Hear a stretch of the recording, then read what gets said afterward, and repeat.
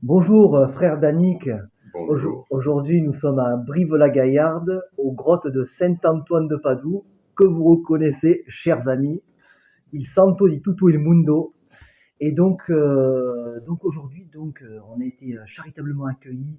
J'ai été charitablement accueilli par le père Danick hier soir en tant que pèlerin.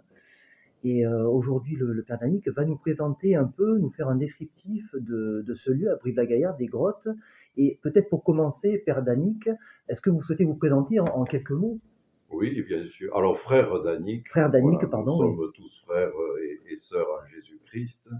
Je suis originaire des Cévennes. Voilà, je suis chez les frères franciscains depuis plus de 40 ans. Le Seigneur m'a appelé à suivre, bien sûr, le Christ et Saint François d'Assise.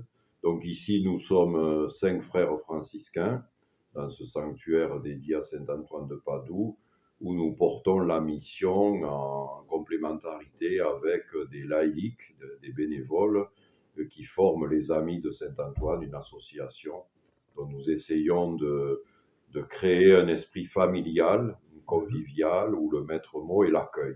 Voilà, c'est l'accueil du tout venant. Nous savons que les sanctuaires sont des berceaux spirituels, d'humanité, voilà, vers lesquels les personnes convergent, croyantes ou non croyantes, mal croyantes, pour voilà, déposer auprès du Seigneur ce qui est dans leur cœur. Dans leur cœur. Alors justement, moi je fais un pèlerinage pour la paix, et c'est cette intention que j'ai demandé particulièrement à Saint Antoine, en tout cas, qui répande la paix dans nos cœurs et dans le cœur de tous les enfants du bon Dieu. Euh, pour ceux et celles, frère Dany, qui n'ont jamais entendu parler de Saint Antoine de Padoue, qui est-il? Quelles sont ses origines et dans quel contexte historique a-t-il vécu? Alors, c'est un défi de résumer en quelques Oui. mots, mais ce que nous pouvons dire, c'est qu'il est originaire portugaise. Hein. Il est né en 1195 dans une famille de chevaliers. Hein. Il va faire ses études à l'école cathédrale de Lisbonne, qui était desservie par les chanoines réguliers de Saint-Augustin. Il va d'ailleurs, une fois adolescent, rentrer chez les chanoines. Hein. Il y a un éveil vocationnel. Il va vivre 2 ans au monastère de Lisbonne. Ensuite, il sera nommé à Coimbra pour continuer sa formation théologique, philosophique. Alors, la véritable passion de Saint Antoine, c'est la parole de Dieu. Hein, il est littéralement tombé amoureux de la Bible, de la parole de Dieu. Il va passer toute sa vie à l'annoncer. Et c'est à Coimbra qu'il va faire la connaissance des franciscains. Il est extrêmement marqué par leur pauvreté, par le fait aussi que plusieurs frères vont mourir martyrs à Marrakech, et ça le marque lui-même profondément, au point qu'il décide de rentrer chez les frères. Il prend le prénom d'Antoine, il avait une grande vénération pour Saint Antoine du désert, et il va partir comme missionnaire lui aussi avec des frères à travers le Portugal, l'Espagne, le Maroc aussi. Là-bas, il n'a pas la même destinée. Il tombe malade, nous le savons parce qu'on a étudié son squelette qui est à Padoue, Oui. avec les techniques d'aujourd'hui. Donc il était atteint de la malaria et il décide de rentrer au pays. Mais il y a une tempête qui déporte le bateau vers la Sicile. Providence. Voilà, donc il se retrouve en Italie. Il va aller rejoindre Saint François d'Assise et les frères réunis en chapitre à Assise au printemps 1221. Et là, il va être remarqué par le frère Gratien, le provincial de l'Italie du Nord, qui va lui demander s'il est prêtre. Il va dire oui, je suis prêtre. Il avait été ordonné chez les chanoines. Et il lui dit c'est bien parce que sur le territoire de ma province, il y a une communauté où je trouve des frères, mais qui ne sont pas prêtres. Ce serait bien qu'il y ait un prêtre. Et là, il va vivre la vie très spartiate, voilà, radicale des frères. Un jour, on lui demande de prêcher au moment d'ordination de prêtres franciscains et dominicains. C'est là qu'on découvre la puissance de sa parole, le feu qui était en lui, les convictions qui émergent, la défense du Christ, de l'Évangile, de l'Église. Nous sommes à l'époque des hérésies. Il a eu un talent d'orateur et bien sûr la culture générale qu'il avait acquise chez les chanoines. Donc sa vocation est toute trouvée. Il va partir comme prédicateur populaire à travers le pays, voilà, pour contrecarrer l'avancée des hérésies. Et il sera envoyé en France en 1224, où là, il va parcourir à pied voilà, les villes que nous connaissons, Arles, Montpellier, Narbonne, Carcassonne, Toulouse, le Puy-en-Velay, Bourges, Hmm, et il arrive à Limousin en 1226, donc ça fait d'accord. 800 Ça ans, va faire 800 avec ans. des frères, parce qu'il y avait déjà des frères à Limoges, donc il est nommé responsable, et il va fonder un couvent à Brive, en ville, et demander s'il y a des lieux où il peut se retirer, comme le faisait Saint François, Mhm, pour vivre des temps d'ermitage. Donc on va lui indiquer les grottes qui sont ici, hein, et où d'accord. se trouve actuellement le sanctuaire. Donc il venait faire des séjours ici, il regagnait le couvent, il partait à travers le Limousin. Entre-temps, Saint François meurt, hein, le 3 octobre 1226. Oui. Donc il y a besoin de frères en Italie pour réorganiser un peu les communautés, pour prendre des responsabilités. Donc il va quitter notre cher Limousin, Ah, partir par la Provence. d'accord, Là, il y oui. a un sanctuaire donc, qui s'appelle À Cuges-les-Pins, Cuges-les-Pins, à côté où, de la Ciotat, où oui. Dieu a opéré des miracles par Saint-Antoine. Il va aller d'abord vers la ville de Milan et être responsable des frères de cette région. Et puis vers 1229-1230, il se rapproche de Padoue, où là, il va continuer ce qui est son ministère, donc annoncer la parole de Dieu, prêcher un petit peu partout. C'est un saint vivant, hein, il a une aura extraordinaire, il faut même des gardes du corps pour Ah le oui, oui. protéger. Oui, oui. Il va être conseiller du pape Grégoire IX, il va initier les prédications de Carême. C'est quelqu'un qui avait aussi le souci des pauvres, hein, des Oui. pauvretés de son époque, des personnes malades, handicapées, des prisonniers. C'est quelqu'un qui avait une parole très très directe. Nous avons 77 sermons de Saint Antoine qui ne sont pas les sermons qu'il adressait aux fidèles, mais des études exégétiques, des études de la parole de Dieu. Il Mhm. a pris les lectures des dimanches, de quelques fêtes de la Vierge et des saints, mais on discerne bien la force de sa parole. Et épuisé, il va rendre son âme à Dieu le vendredi 13 juin 1231 à Padoue, et son tombeau se trouve dans la basilique, avec les reliques aussi, notamment la langue qui a été Ah, retrouvée intacte 32 ans après, ah, quand on a intéressant. ouvert le cercueil pour la translation Hmm.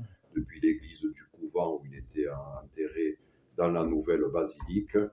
Et ce qui est un signe quand même extraordinaire Oui, pour quelqu'un qui a passé sa vie à prêcher après la cher. parole de Dieu, à annoncer l'enseignement du Christ.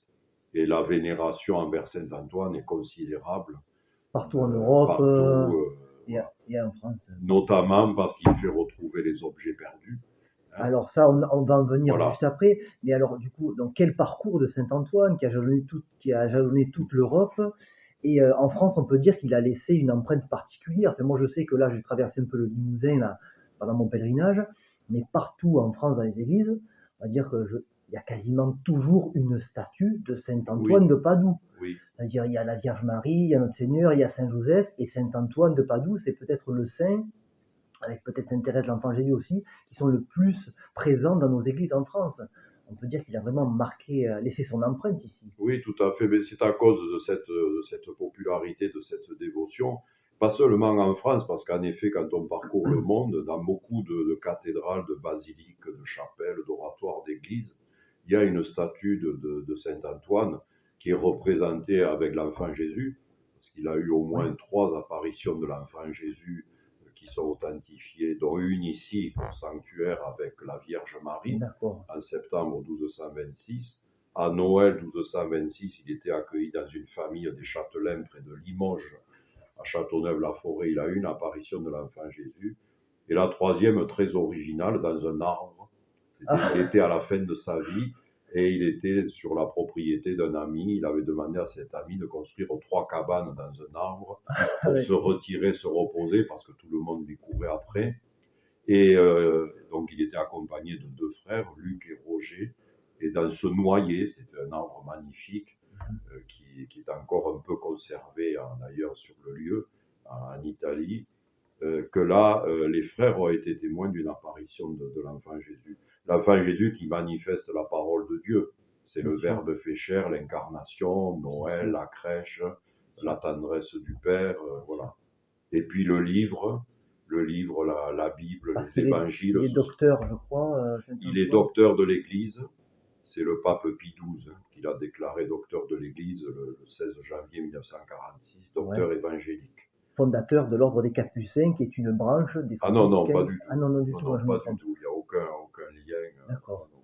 d'accord, très Les bien. Capucins, ça viendra plus tard, D'accord, plus au tard. moment de la réforme protestante, avec notre frère Mathieu de Besky et Ah, d'autres d'accord, ben moi je pensais que ça venait de qui vont Saint-Antoine. former une branche, voilà, mais qui ont la même intuition que François et j'allais dire et Sainte-Claire aussi et Saint-Antoine, c'est de retrouver la radicalité des origines par une vie d'oraison, de contemplation, de mission, de pauvreté, et ça va donner naissance à cette nouvelle branche des frères mineurs capucins. D'accord. Saint-Antoine de Padoue, on l'appelle, frère Danick, le faiseur de miracles. C'est un des plus grands thaumaturges de l'histoire de l'Église. Alors, thaumaturge, c'est en gros des saints qui ont fait beaucoup de miracles. Je pense aussi à Saint-Vincent-Ferrier, par exemple, les dominicains. Est-ce que vous pouvez nous raconter quelques petites anecdotes, des petits miracles qui ont vraiment jalonné la vie du saint? Je Alors pense déjà ici, il y a un miracle donc à la grotte ici à Brive. qui est rapporté. Alors à Brive, on pense que c'était plutôt au couvent, ce qu'on appelle le miracle des oignons, hein. Ah, racontez-nous Le ça. 24 août 1226, dont le frère cuisinier n'avait rien à préparer. Et alors, il y avait une amie de la communauté, hein, les frères venaient d'arriver, on venait de construire un petit peu quelques cabanes pour les frères, et Saint-Antoine et les frères ont demandé à cette amie, cette dame, si elle avait quelque chose pour eux. Donc elle est retournée chez elle, et elle a envoyé sa servante au jardin. Mais ce jour-là, il pleuvait, bon, des trombes d'eau. La servante, bon, a obéi, et elle a ramassé les légumes, enfin ce qu'elle a trouvé, et elle les a apportés aux frères. Et à l'aller comme au retour, elle a été épargnée par la pluie. Voilà, les textes nous disent que la pluie tombait autour d'elle, mais elle a Wow. été épargnée par. Donc c'est attribué à la prière de Saint Antoine et des frères. Alors, à Limousin aussi, il y a le fameux miracle de la bilocation. Ah, alors oui, parlez-nous-en. Se trouver en deux lieux à la fois. Donc là aussi, il y a des témoignages. C'était la nuit du jeudi saint 1227. Saint Antoine prêchait dans une église de Limoges, Saint-Pierre du Quai-Roi. Donc il était dans la chair et il s'adressait aux fidèles. Et en même temps, il était présent à l'église du couvent des frères pour chanter une partie de l'office. Il s'était engagé. Donc il y a eu voilà, ce Ouais, miracle-là la de la bilocation. bilocation. D'ailleurs, qu'on retrouve aussi chez Saint Padre Pio. Alors, il semblerait que Aussi, la bilocation chez les franciscains, c'est monnaie courante, si je puis aussi, dire. aussi, oui, Et oui, oui, oui. d'autres miracles, je pense, alors aussi en rapport avec nos amis, les créatures, les animaux. Je pense à un épisode, parce que Saint-Antoine était envoyé donc dans le sud-est pour combattre les différentes hérésies qui semaient la division parmi les fidèles. Notamment, il y a un épisode, je crois, avec un banc de poissons et un autre avec, bien sûr, le célèbre, la mule. Oui. La mule, Alors, la prédication aux poissons se situe à Rimini, donc près de la mer Adriatique en Italie. alors d'accord, mais Donc là, il voulait prêcher aux hérétiques qui ne l'écoutaient pas. Donc il lui disait ce que tu racontes, ça n'a pas de sens. On sait que les hérétiques, la plupart, ne croyaient pas à la présence réelle de Jésus dans l'hostie. dans le Saint-Sacrement. Il y avait une hostilité à l'égard du corps du Christ et du Saint-Sacrement. Et Antoine, bon, ce qu'il a fait, il s'est tourné vers la mer et puis il est parti dans une prédication adressée aux poissons qui, dit-on, se sont approchés avec sortant la tête de l'eau, Ah les là là, petits devant, les moyens derrière, oh, le les plus spectacle. grands. Voilà, et il y a eu Oui. tout un frémissement, un remous, et à cette vue, les hérétiques se sont convertis. Voilà, ça c'est le miracle.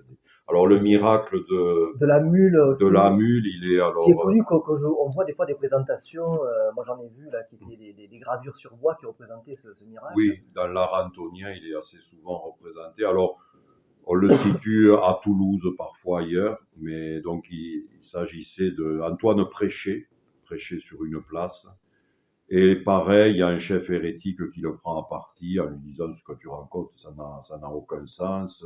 Bon, alors il y a un peu une passe d'armes, hein.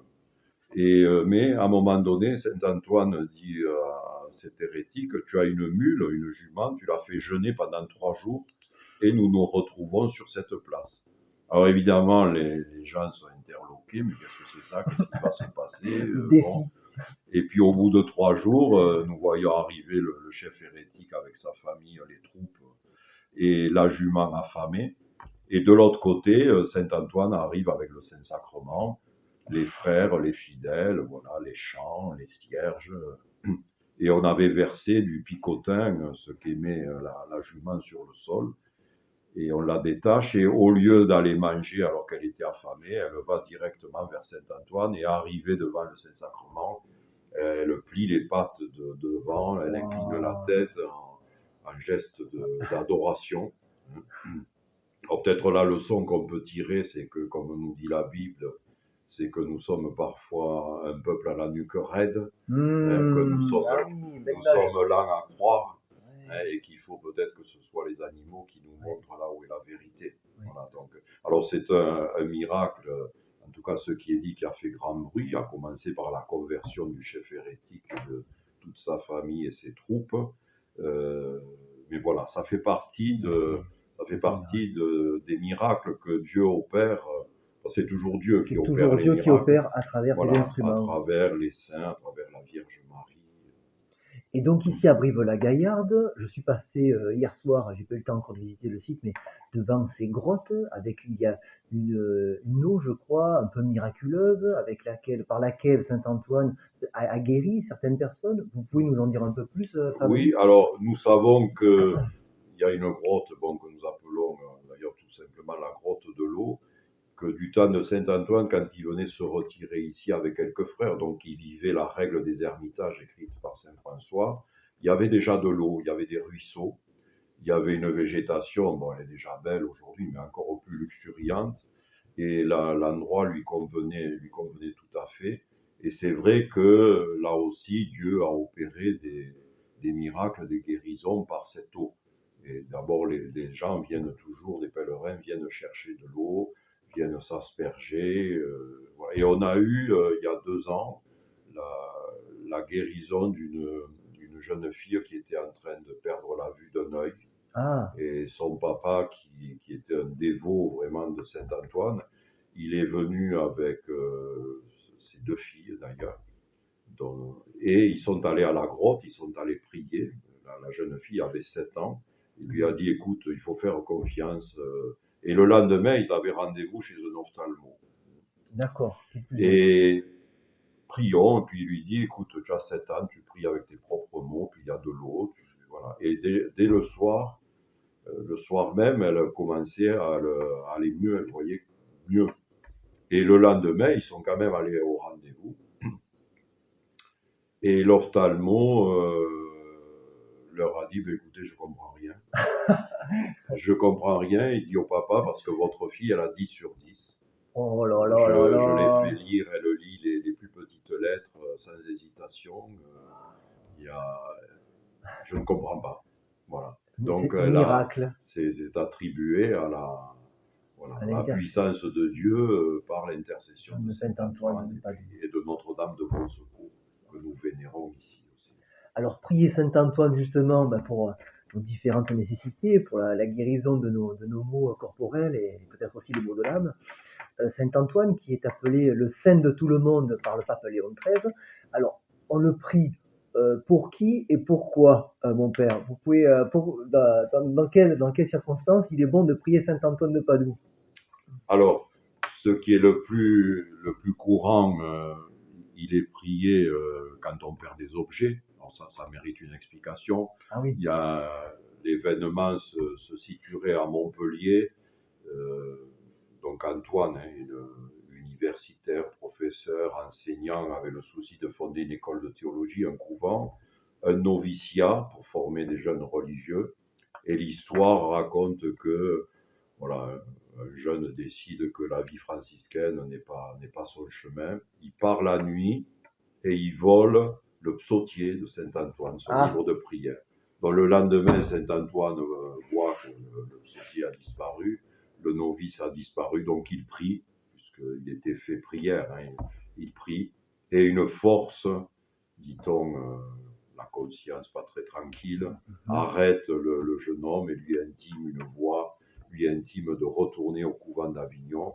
Alors il restitue le psautier, bien sûr Saint-Antoine lui pardonne et le jeune homme va rester chez les frères et devenir un bon religieux. Donc c'est cet événement qui fait qu'on invoque Saint-Antoine quand on a perdu voilà, un portable, un ordinateur, les les clés de la clés, voiture, de la bien maison, sûr, les lunettes, bon, bien etc. sûr.